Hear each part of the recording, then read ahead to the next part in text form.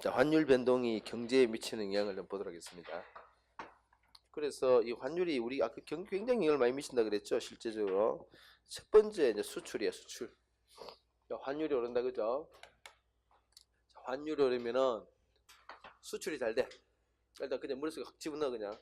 환율이 잘 되면 환율 높이는 수출이 잘 돼. 반대 수입은 좀 억제돼요. 이유는 좀 이따 볼 것이고 일단 그냥 결론만 머릿속에 그냥 집어넣어 그냥. 환율이 오르면은 수출이 잘 된대. 오케이. 환율이 오르면은 수출이 잘 된대. 왜인지는 좀 더 보자고. 일단 그냥 결론부터 머릿속에 집어넣어. 환율 그래서 예를 들면 환율 높아진다 그러면은 이렇게 수출 잘 되겠네 이렇게 생각하셔야 돼요. 반면에 수입은 좀 억제. 그럼 여러분 우리가 요 조건만 보면 어때요? 우리한테는 진짜 좋지 그지? 수출은 막 잘 되고 수입은 억제니까 좋은 거야. 그래서 경상수지가 개선된다 그래. 왜? 수출이 증가하고 수입이 감소하니까. 경상수지는 요거죠. 요거는 수출 빼기 사실은 수입이 핵심입니다. 여기 얘가 증가하고 얘가 줄어드니까 그지? 경상수지가 개선돼요. 경상수지가 개선돼.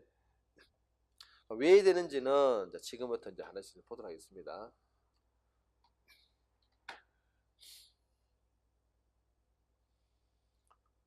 자, 환율이면 왜 수출이 잘 될까? 우리나라 물건이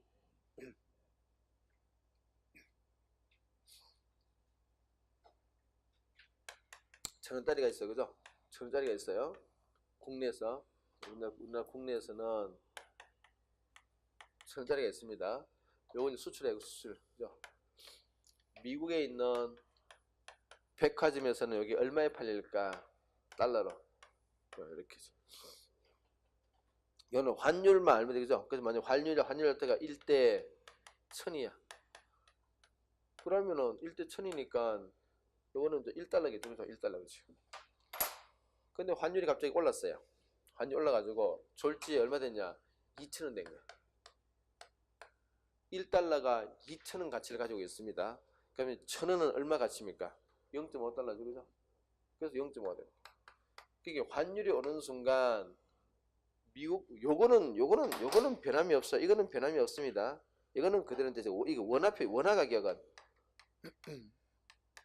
원화 가격은 그대로 있는데 뭐가 지금 바뀝니까? 요거 외화 표시 가격. 요게 바뀌지 그죠? 이게 지금 뚝 떨어진다 그지? 그래서 수출이 잘 되는 거야. 미국 소비자 입장에서는 어제는 1불에 프라이스 태그가 있었는데 오늘 가보니까 0.5달러네? 사야지. 네. 미국 소비자에서는 좀 더 산다. 우리 입장에서는 수출이 그만큼 증가한다. 좋다 그죠? 이러면 저번에도 이야기했는데 혹시 이걸 이렇게 오해하면 안 돼. 아니 선생님 이전에는 이전에는 그냥 1달러 받고 팔 수 있었는데 지금 0.5달러 받고 팔면은 손해잖아요. 이런 생각하면 안 된다 그죠? 왜 그랬었어요 내가? 물론 달러로 보면은 어저께는 한 개 팔면은 1불 받았다가 오늘은 한 개 팔면 0.5밖에 못 받죠. 근데 중요한 거는 요거를 원화로 환산한다 그죠? 원화로 환산해 1달러 한 개 1불 받을 때는 환율이 1대 1000이었지. 원화로 바꾸면 얼마입니까? 1000원이야 그지? 근데 0.5달러 때는 환율이 얼마입니까? 2000원이지. 이쪽 곱하면 얼마야? 이거는 변함이 없다 그죠? 이거는 변함이 없어. 요게 잘 팔리니까 그러니까 뭐야? 이게 우리 입장에서는 매출이 확 증가하겠지 그지? 그래서 좋아지는 거야. 이게 달러로 1달러가 0.5달러밖에 안 되면 손해잖아요. 그래서 생각하면 안 돼. 그래서 우리는 좋은 거야. 수치 안 된다 그죠? 한편으로 어때? 수입합니다. 수입. 미국에서 1불짜리를 수입해 들어와요. 1불짜리를. 자, 우리나라에 얼마에 팔릴까? 똑같은 걸 보면은 자, 환율 1대 1000일 때 얼마입니까? 1000원이지, 그지? 환율 1대 2000일 때는 2000원이지. 그래서 이제 우리 소비자 입장에서는 환율 올릴수록 어때요? 수입품 가격이 막 국내 가격이 막 비싸지잖아. 그러니까 안 쓰겠지. 수입이 어떻게 된다고? 그게 답니다. 자, 보도록 하겠습니다. 자, 그래서 이제 결론적으로 머릿속에 어떻게 하라고? 그냥 환율이 오르면은 수출이 잘 돼. 왜? 이유는, 그죠? 이유는 외화 표시가격이 오르기 내리기 때문이다. 요거만 기억하면 되죠. 요 기억하면 돼요. 이거를 또 이렇게 접근합니다. 환율이 온다. 이 말은 이제 다르게 말하면은 아까 전에 원화의 우리나라 돈의 통화 가치는 그죠? 우리나라 돈 가치는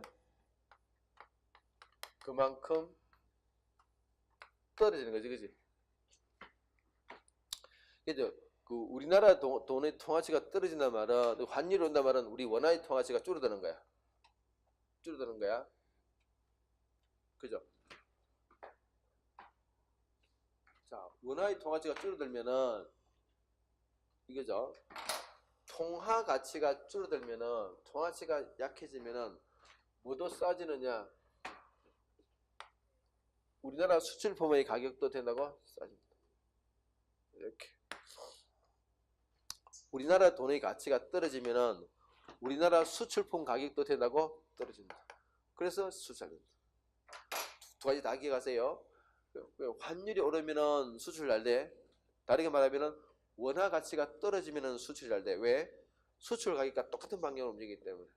이거 꼭 머릿속에 집어넣으세요. 그러니까 거꾸로 그러면은 원화 가격이 비싸지면 우리나라 돈의 가치가 우리나라 돈의 통화치가 막 세지면은 우리나라 수출품 가격치가 어떻게 되고 막 비싸지겠지. 수출이 잘 안 되겠죠. 비싸지니까. 오케이. 꼭 기억하세요. 꼭 기억해야 돼. 자, 그래서 밑에 그 박스 밑에 체크 보세요. 통화치 상승 넣어줘.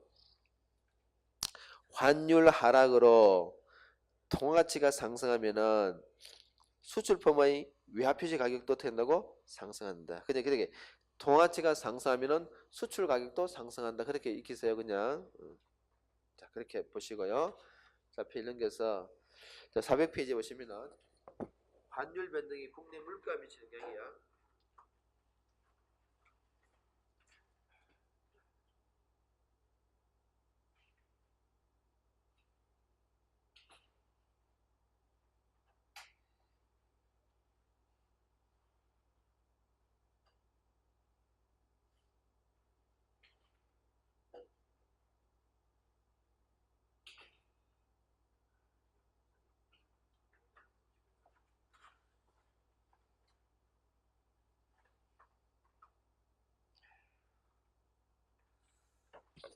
자, 계속 보겠습니다.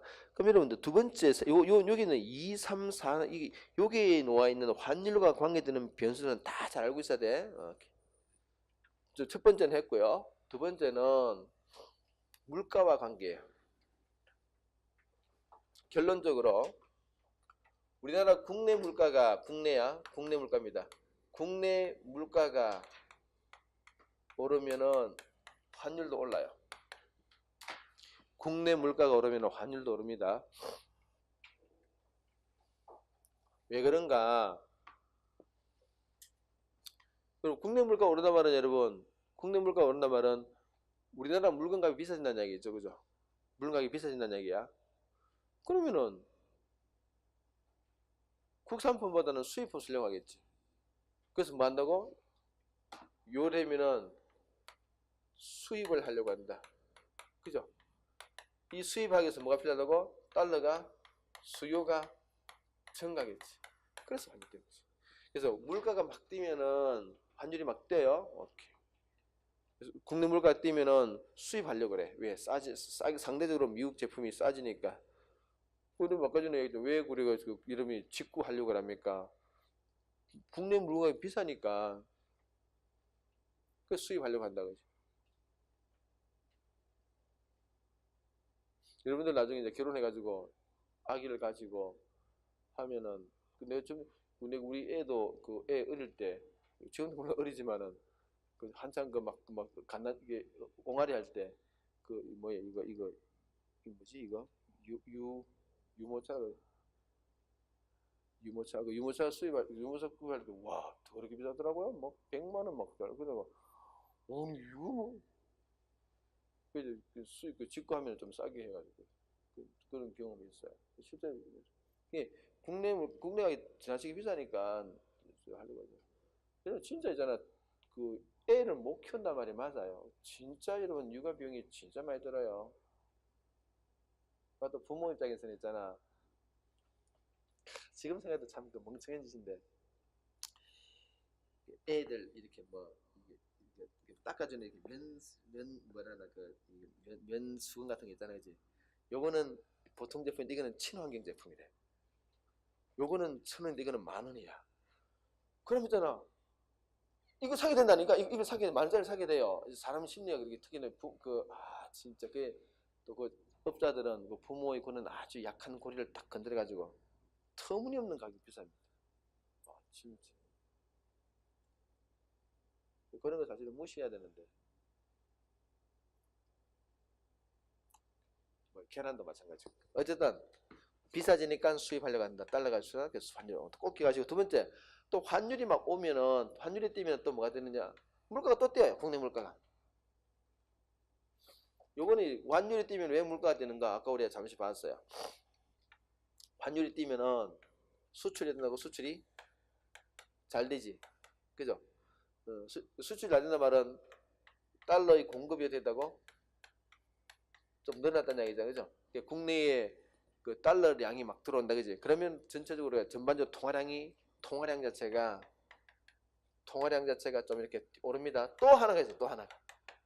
또 하나 뭔가 아까 2불짜리 그 1불짜리를 수입해. 이게 1,000원일 때는 1,000원으로 팔려. 2,000원 되면 얼마 팔립니까?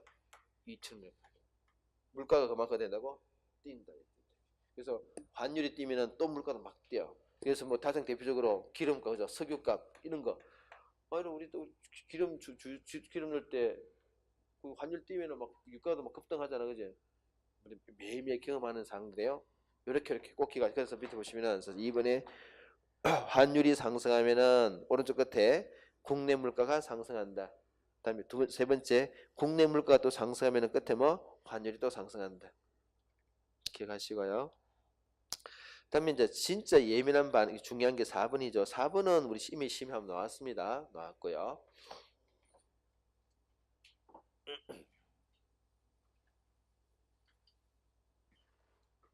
국내 이자율이 뛰면은 환율은 뚝 떨어집니다.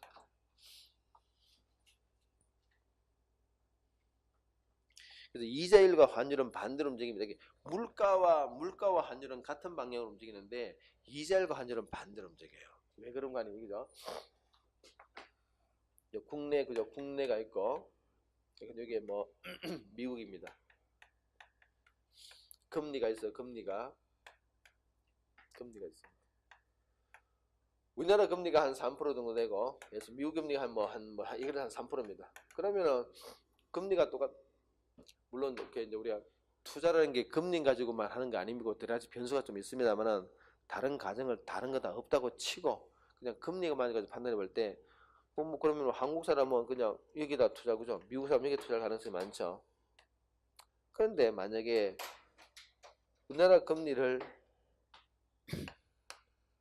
바꾼다, 그지? 그러면 어떻게 합니까? 그러면은 요 금리 차가 굉장히 크죠? 그럼 자, 1번 금리 인상, 2번 자본 요거를 들어온다. 유입이란 말이죠. 유입, 그죠? 자본 유입. 자본 유입된 이 말은 우리가 외환으로 따면은 공급이 증가하는 거다. 공급이 증가하면은 환율은 떨어지죠, 그지? 그래서 환율은 뚝 떨어져. 이렇게. 어렵지 않다, 그죠? 반면에 금리를 떨어뜨리면 이게 1% 떨어뜨리면 쫙 빠져나가겠죠. 아까 자본 유출은 이게 공급이 줄는 게 아니라 이거는 수요가 생기는 거야. 그래서 환율이 급등합니다. 한쪽만 기억해. 한쪽만. 자, 첫 번째 보시는 국내 이자율 상승. 그러면 국제 투자자금융 자본이 유입된단 말이고, 유입된다. 그럼 공급이 증가했고 오른쪽에 환율이 하락한다. 근데 실제 여러분 우리가 이제 돈이 오고 가고 하는 게 꼭 이자율만 금리 가지고만 움직이는 거 아니에요. 움직이는 거 아닌데 다른 건 다 무시하고 요것만 본다면 이렇게 작동한다는 거죠. 실제로 실제 이렇게 된다. 이는 미국이 3%고 우리나라가 5% 하더라도 돈이 안 들어오는 경우가 흔히 많아요. 그 많은 이유는 여러 가지 환율 문제도 있고 여러 가지 문제가 있기 때문에 꼭 금리만 가지고 하는 거 아니지만 일반적으로 이렇다는 거죠. 꼭 기억하시고요. 그다음에 밑에 주가도 반대로 이게 주가도 반대입니다. 환율이 오르면은 주가도 떨어져요.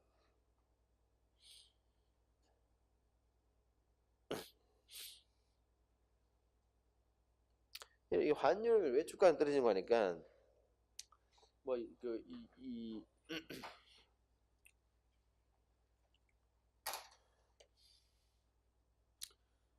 여러분 그 환율이 올라요. 국내 이게 이제 삼성전자 주식을 가지고 있습니다. 일주를 가지고 있어요. 이게 일주에 만약에 1,000원이나 할까?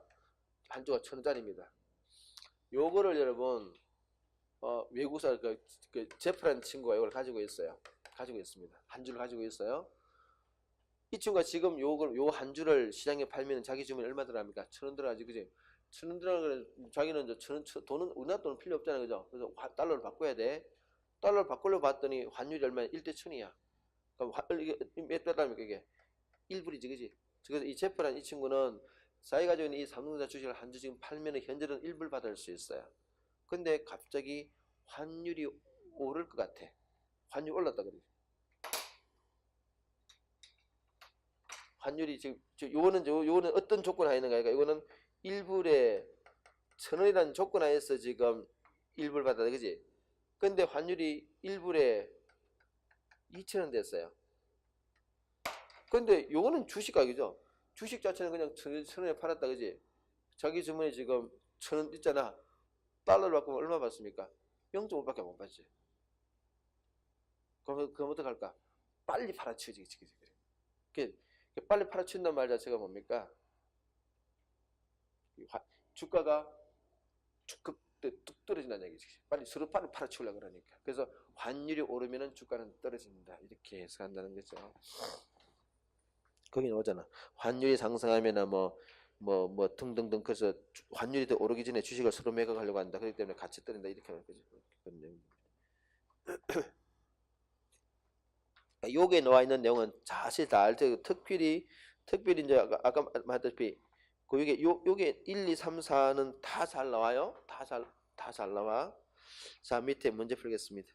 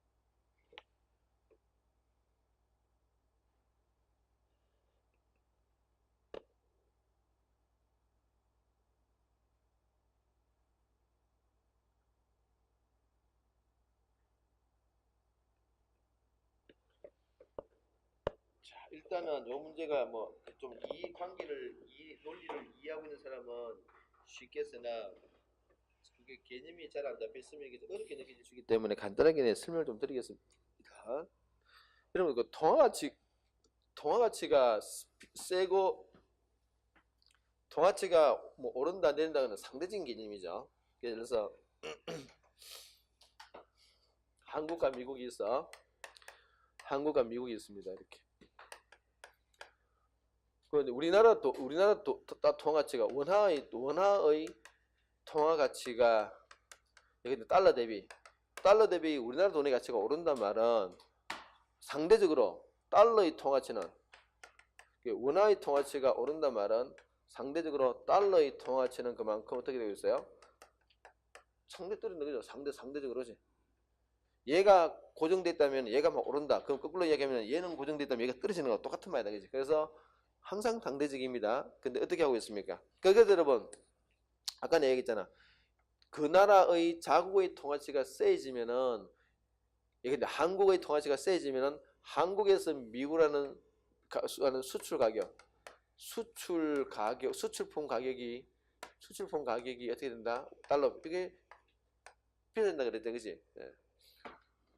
거꾸로 그러면 여러분, 거꾸로 미국의 통화치는 싸지고 있어요.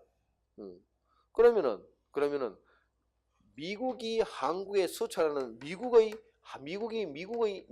한국에는 수출하는 이 수출품 가격이 어떻게 될까요? 싸지겠죠. 이게 통화치의 방향과 같은 방향이야. 이렇게 같은 방향이야. 자, 그럼 보세요. 문제 보세요. 그럼 여러분 그 미국 달러 대비 A국, B국의 통화치 변동률입니다. A국은 통화치가 4% 세졌어요. B국은 어떻습니까? 7% 세졌어요. 자, 그러면은 1번 지문에 B국이 여기 B국이 통화치가 지금 7% 세졌어. 7% 그죠?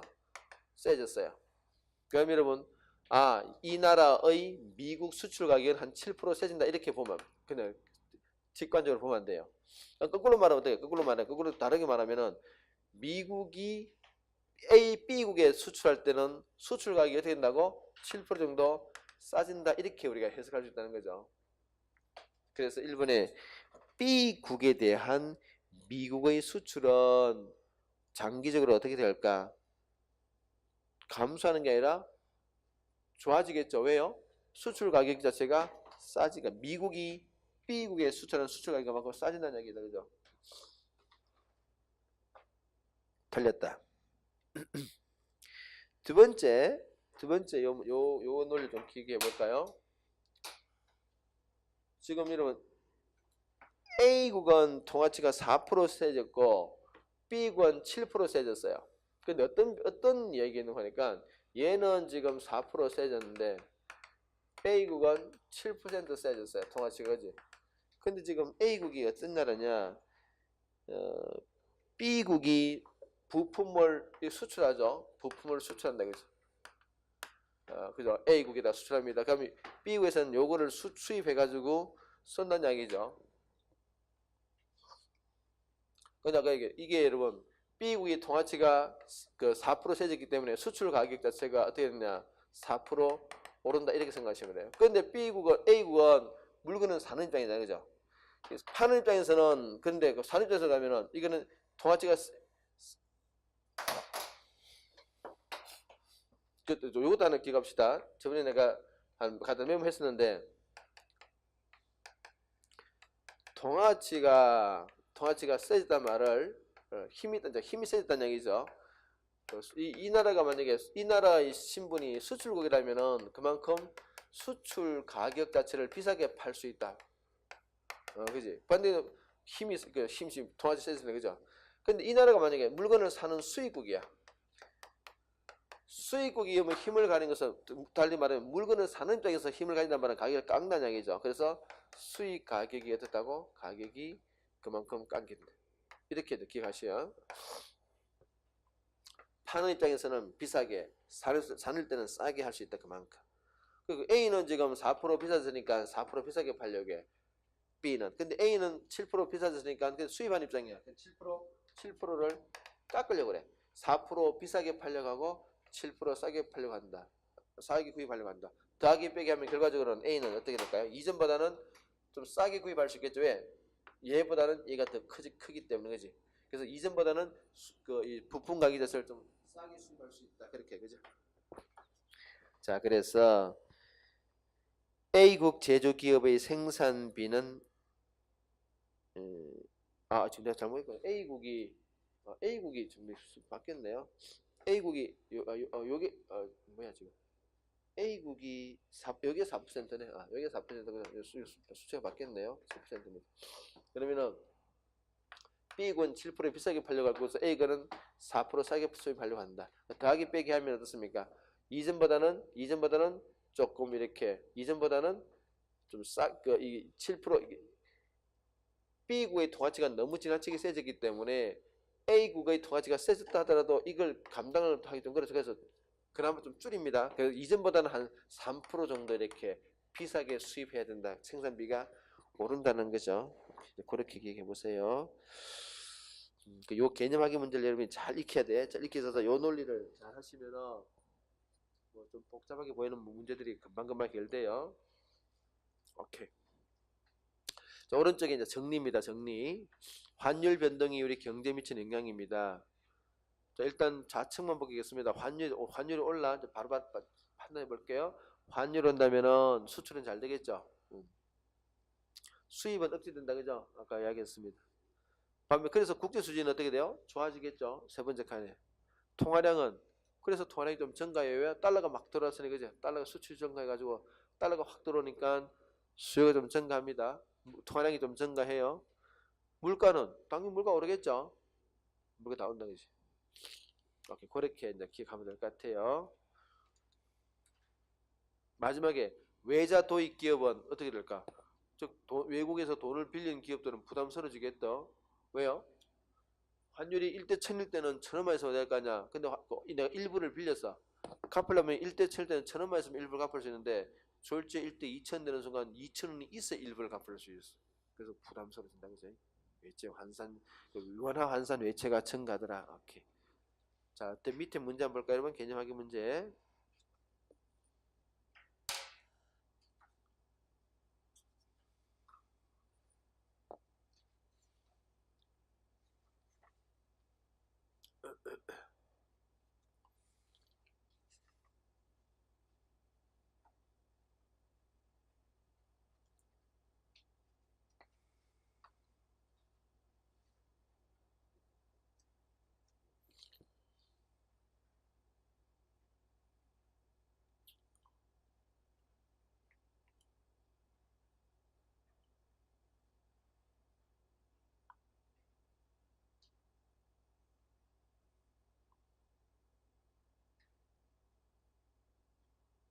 자, 볼까요?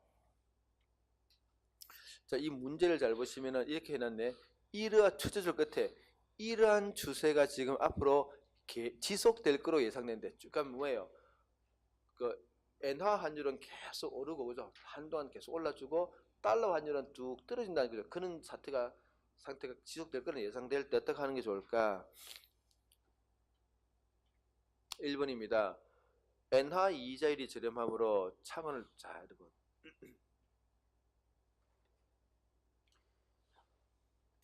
우리가 요 지문이 이제 조금 나름대로 의미가 있는데요. 그 엔화 차관하면은 엔화로 돈을 빌려온다는 얘기죠, 그죠? 일본에서 돈을 빌려온다는 얘기예요. 근데 이자율이 아무리 싸다 하더라도 환율이 계속 뛰면 어떤 문제가 있어요? 아까지 그 엔화로 나중에 갚을 때 환율이 너무 뛰면은 그 부담스럽잖아요, 그죠? 이자율이 아무리 싸다 하더라도 환율 자체가 너무 뛰면은 그 너무 부담스러워. 이거 또 우리가 그래서 만약에 우리가 그 100엔이야. 100엔이 있습니다. 이게 100엔이 만약에 100엔을 90원 할까? 90원입니다.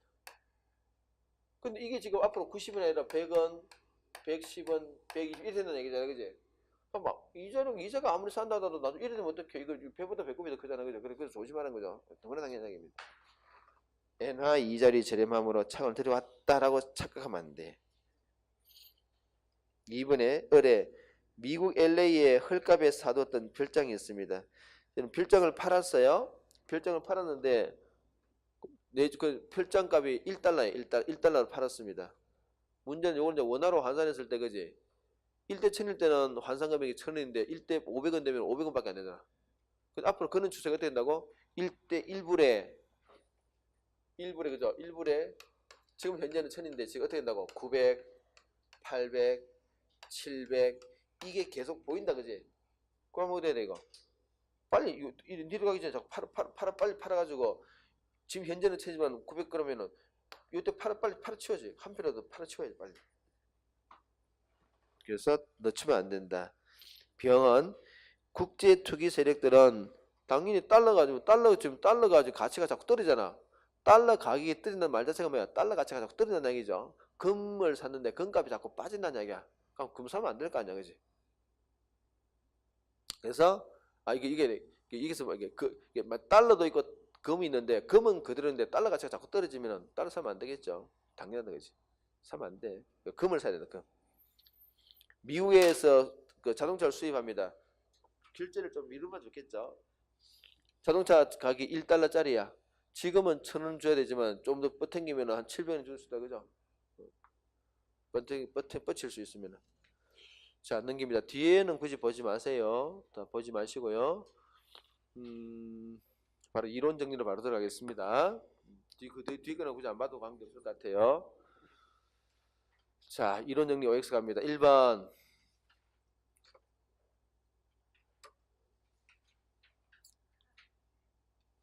환율 상승은 자국의 화폐의 대외 가치가 떨어지는 거죠. 하락하는 거야. 2번에 수입업자는 달러가 필요한 사람이죠. 수요자다. 4번. 뭐라고는 수요증가죠. 투자, 차관, 외제상 다 수요입니다. 5번. 외국 자본의 철수도 수요죠. 7번. 중앙은이 가지고 있는 외환을 매각합니다. 그 공급 증가죠. 18번.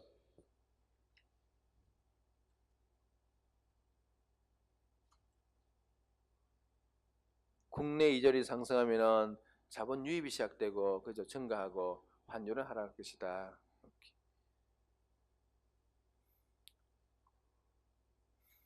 10번.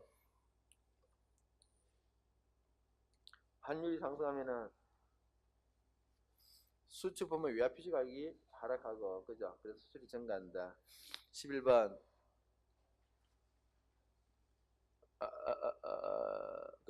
환율이 상승하면은 수입품 가격이 비싸진다. 그래서 수입이 감소한다. 그래야 되겠죠?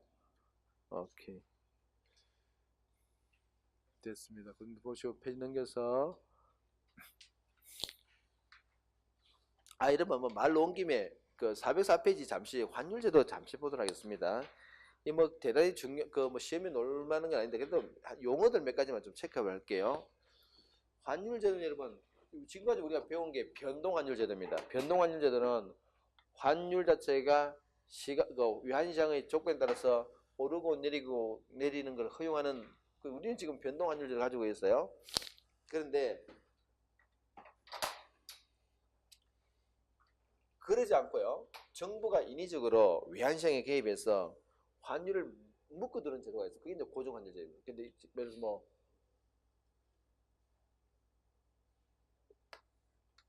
그림으로 그리면은 수요와 공급 수급에 따라서 이렇게 있다가 뭐 수요가 증가하면은 환율이 이걸 허용하는 시스템 자체가 변동환율제도인데 그게 아니라 이런 게 있습니다.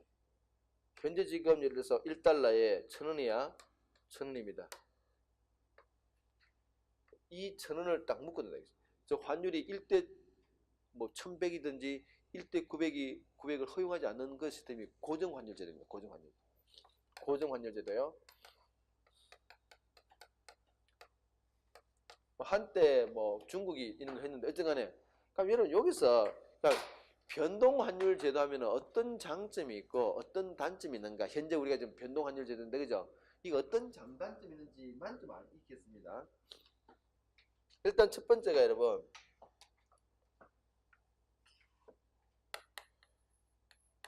환위험이야. 환투기 이런 말들이 이제 환위험, 환리스크라고 해요. 환위험, 환투기 이런 말들이 어울릴 수 있는 그런 제도가 변동환율이에요. 이거죠. 환위험이라는 것은 내가 오늘 일불에 1,000원 주고 샀어요. 근데 오늘 내가 샀어. 내가 내일 여행 가려고 일불을 샀어. 1,000원 주고. 내일 아침에 눈 뜨고서 다시 그 위안시장을 봤더니 오늘 샀어 내가. 봤더니 이게 일단에 800원 냈네. 내가 지금 가만히 앉아서 지금 얼마 까먹고 있습니까? 200원 까먹었잖아. 이게 환 리스크잖아. 환 리스크. 변동 고정 환율에서 이런 위험 없죠, 그죠? 그럼 그건 이제 거꾸로 얘기하면은 이럴 수 있겠죠.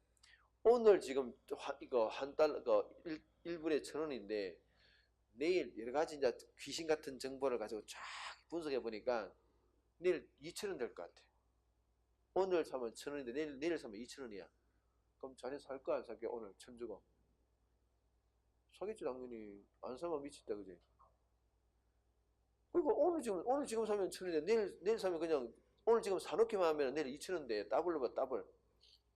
그럼 진짜 달러 빚을 내가지고 또 살 거란 얘기지, 그지? 그게 뭐야? 환투기. 이게 지금 그래서 변동환율들은 환투기나 환위험 이런 게 이제 생길 위험이 있다, 그지? 그게 변동환율제도. 근데 고정환율은 그런 거 없겠지. 이거 딱 묶어놨으는 그지? 오케이. 자, 그래서 거기 보시면은 종이에 보세요. 변동환율제도. 변동환율제도 그죠? 외환의 수요와 공급에 따라서 환율이 자유롭게 변동하는 경우인데 밑에 단점 보세요. 단점에. 그러니까 1번에 보시면은 끝에 환위험이 존재한다. 3번에 환투기란 말로 해서 요거만 좀 기억하세요. 나머지 것들은 좀 기술적인 부분이니까 여러분 뭐 굳이 몰라도 관계없을 것 같아. 자, 내가 오른쪽에 이제 계속 했습니다. 했고요.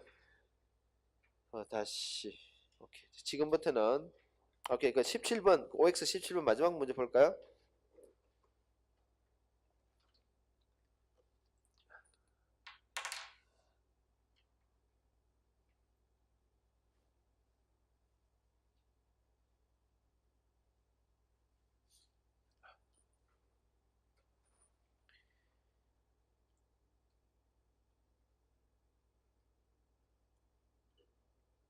일본으로부터 부품을 수입한다, 그죠? 근데 일본 통화치가 10% 세서 그럼 일본은 10% 비싸게 판다는 얘기지. 근데 한국은 6% 상승했는데 6% 깎는 얘기야. 더하기 빼기 하면 한 4% 정도 오른다 이렇게 하면 되겠죠. 오케이.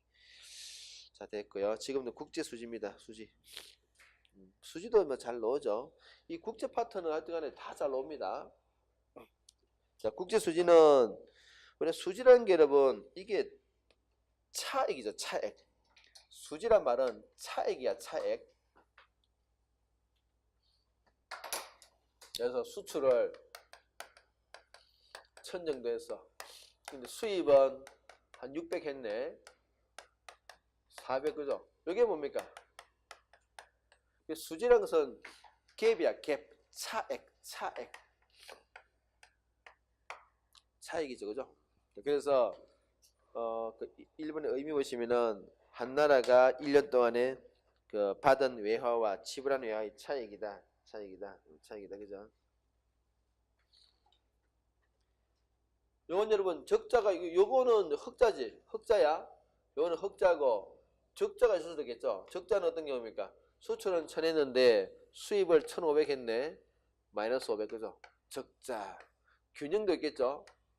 이게 균형입니다.